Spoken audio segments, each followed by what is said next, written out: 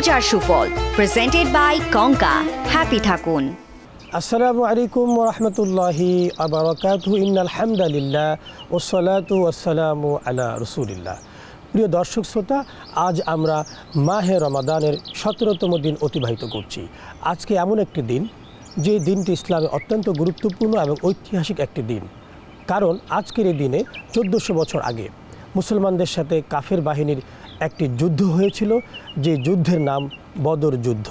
সেখানে মুসলমান বাহিনী ছিল 313 এবং কাফের বাহিনী ছিল 1000। তাদের সাথে এই অসম যুদ্ধে আল্লাহ পাক রব্বুল আলামিন মুসলমানদেরকে বিজয় দান করেছিলেন।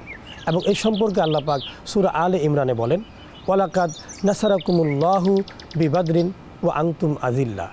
অর্থাৎ তোমরা ছিলে তুচ্ছ আর আল্লাহ পাক রব্বুল আলামিন তোমাদেরকে বদর প্রান্তরে বা বদর যুদ্ধে সাহায্য করেছিলেন।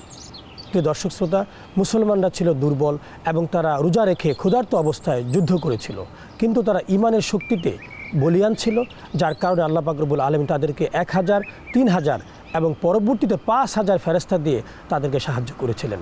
চলুন আমরাও ঈমানের শক্তিতে বলিয়ান হই।